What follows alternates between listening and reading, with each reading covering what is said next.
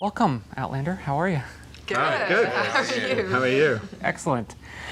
First, I wanted to ask Ron and Diana, what about these books did you think lent itself to a TV series? I just thought it was ideal to sort of do something in TV that people hadn't seen before and that would be unique and captivating. I love the period and the detail of it. It had all the elements when I read the book. I was like, oh yeah, I can see how you make this into a show. And were any of the cast members familiar with the source material? Not before I found out about the project, but as soon as I knew I was going to test, I kind of ran out and bought the book in my local bookstore in LA.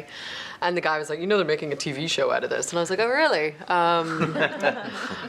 So that was kind of cool. And he wrote his thesis on Ron, actually. But yeah, really? I was like, that's a good sign, I think. A lot of passion has greeted each one of the casting announcements. There's a lot of, anticipation, scrutiny, what have you. Anybody experience that firsthand? Well, yeah, I mean, for example, my character is supposed to be tall and blonde and Scottish and green-eyed, and I'm none of that, so I was like, okay, I might as well just pass. But then as I got the part, because I just taped for it and I just had so much fun with it, and then I got the part, and then, yeah, this response has been amazing, and I think for all of us. So that's just lovely. That was the first feel I got of the fan base, so yeah, was feels lovely. like you're being welcomed into a big family, really. They embrace you fully, metaphorically and literally. Graham is very happy to allow. If you're lucky, I am very happy about it. I am too, yeah. Kat, do you feel pressure playing Claire? It was such a quick process from the moment that I got cast to I was on a plane 3 days later in Scotland. Wow. I didn't even have time to sort of think about it, and I, in a way, my journey through that sort of mirrored Claire's journey. It was like she got thrown into a new world as I did. So, I didn't have time to think about it.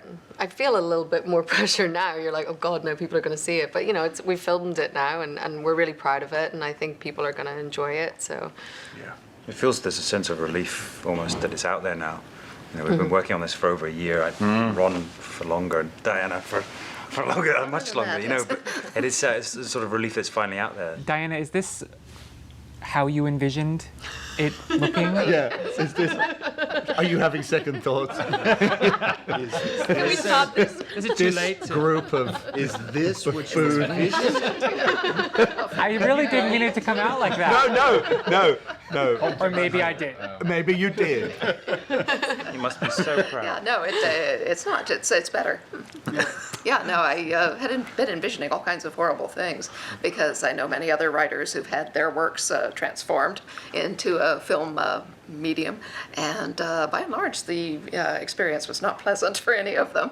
A few did all right, but then there's people like John Irving, whom I know fairly well. He told me about his hideous experiences with Simon Bright, which started out as his book A Prayer for Owen Meany, and he took his name off it and made sure that he wasn't associated with it. But then he made Cider House Rules and worked very closely with the production team. He had 4 producers die during the course of that development, and it took him 14 years. Wow. But he did get an Oscar out of it. So, I was expecting something much more arduous than that. Wow. No one's died so far. Yeah. So far. It's time though, right?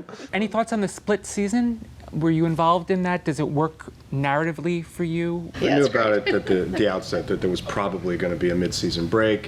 How long it was going to be was up to stars, and I don't think they'd settled on it for quite a while. But when I was laying out the 16 episodes of it, it was pretty easy to say, okay, this is the midpoint. This is going to be a good place to leave the audience breathless and have them come back. So it was a natural thing in the story. Yeah. And how big is that cliffhanger, that mid-season? Oh, it's a big one. It's a biggie. Yeah. That's all we're saying. There was screaming involved. Screaming. Blood? Screaming. Just screaming, no blood. You can't see. You don't know. There might be. Okay. There might be blood. There will be.